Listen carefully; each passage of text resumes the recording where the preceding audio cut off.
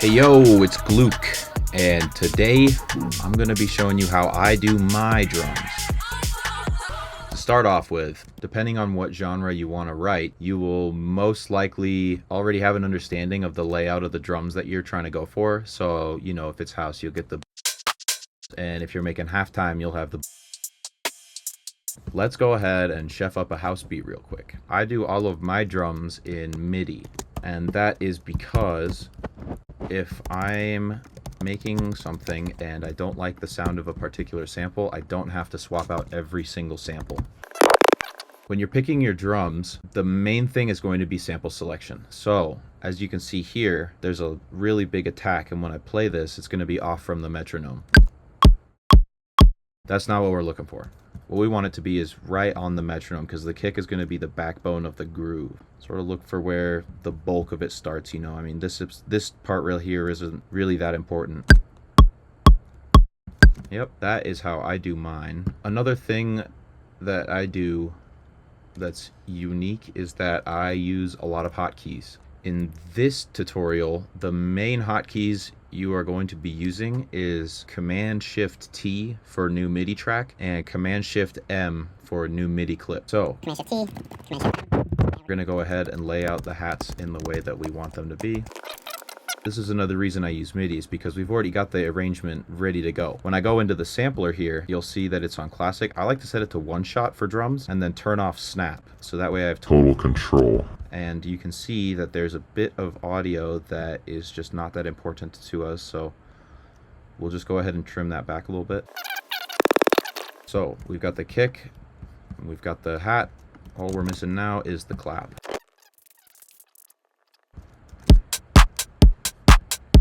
There we go.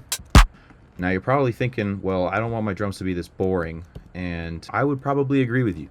This is pretty standard. What I would recommend is that you leave the kick in its own group and just make sure you have a real nice solid kick. That's going to help out a lot. With the hats, group them up, and this is Command G. Once you've highlighted a group or highlighted a track, you can Command G and then throw it in a group. So now we have our hats group.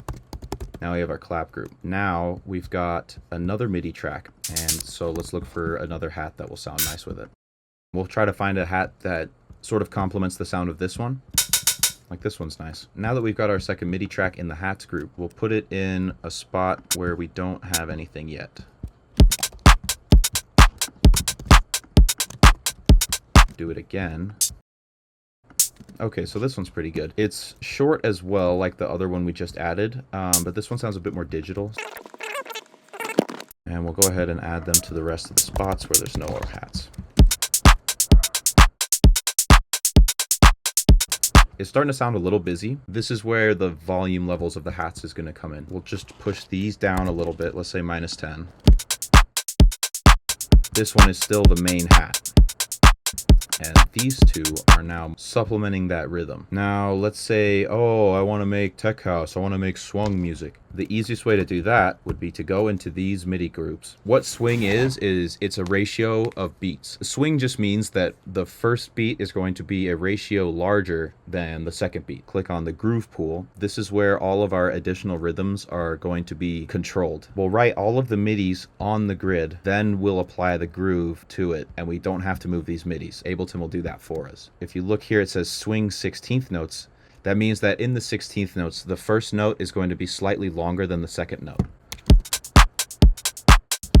But we've only applied it to this one. We need to make sure that we've done it to both of the clips.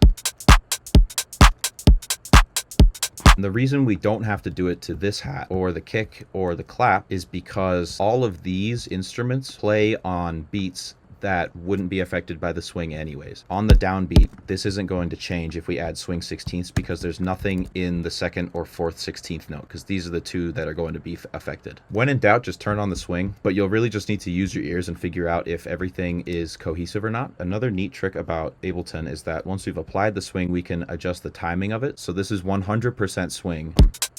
If this is a little too much swing and it's starting to sound a little sloppy, we can tighten it up a little bit. All the way back down to 0 where there's no swing. Or we can find like some midway point. This is a pretty nice little starter beat. Now, if you wanted to keep going deeper into this, what you could do is group up these, call them something like accents, but just know that this is where a lot of the emotion is living in the beat. At this point now, what you could do is throw in, say, a shaker loop or something like that. Just one instrument for the loop. Again, we're going to have to make sure that this is all on grid. An easy way to do that is to click into this window. Nothing really to click on particularly, just click in the window. Do a Command A, highlight it all. Command U will quantize it, or you can right click and choose quantize. But the quantize will set it to whatever grid that you have open. So set it to 16th notes or 8th notes or whatever rhythm that is applicable here. Then once you have everything snapped onto the grid, apply the swing. You are pretty much ripping. Now, the reason I say don't use a whole top loop, but we can get away with this, is that this is one instrument. So if we were to go into, like, say, a breakdown or something after this, right, and we didn't want these notes in, we could still just add the shaker and it'll add a nice sort of layer to it. But if you have everything stacked in one single top loop, you're only going to have the choice of either having the drums on or off. And we just want a little bit more control than that, you know? So the hats are sounding pretty beefed up. Let's go ahead and start adding things to the clap. With your claps, it's going to sound best if you do layer them with something else. So just find another clap that sounds good. Like, I think this one has a unique atmosphere. Probably wouldn't stand on its own all that well, but when it's layered with just a more standard clap, it'll add that atmosphere back.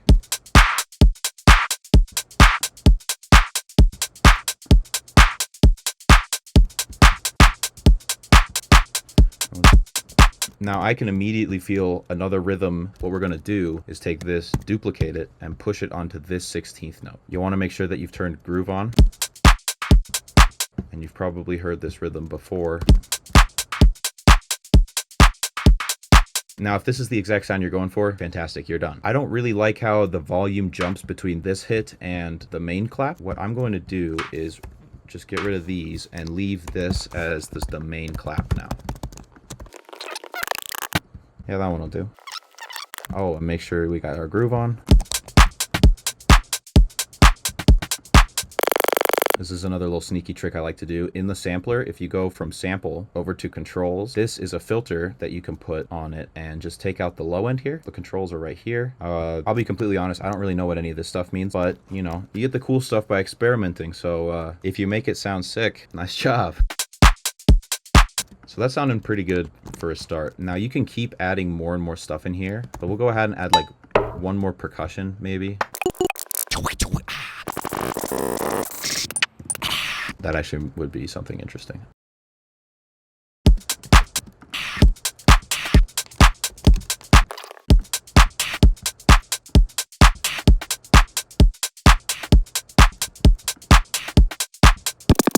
You can just label this as percussion. You know, you can call it whatever you want, just as long as you know what's in here. Now, since this one is not on a 16th note, this is on an 8th note, you can see that there's only one line between the beats, as opposed to 4. This one, we don't really have to worry about swing. We could put it on if we want, but it's not really going to matter. Again, we just haven't touched the kick at all. Choose your good kick sample first. Add some nice rhythm in the hats. Add a clap. This is how you would make swung music drums, and this is how I structure my drums in all of my projects. This is why I prefer doing it in channels as opposed to all in a drum rack, because with a drum rack, it's just a lot smaller of an interface to work with. Whereas here, you know, it's pretty obvious what's going on, and it just helps me look at it from a top-down view. There's really no right or wrong. For now, I'd say it's done. And then I'll just group these up, call it drums. And now we can move on to the next thing. Let's just say, like, make a bass line or something. The rhythm I chose to do the bass line is a dotted eighth rhythm. It's really common. So when you're looking in the MIDI clip, each line is on the beat. You can add eighth notes to get smaller, and then you could add 16th notes, and then just count 1, 2, 3. That is the length of a dotted eighth note, as opposed to just an eighth note, which would be just 2 spaces. Since we do have notes on affected beats with the swing, we'll go ahead and add the swing to it.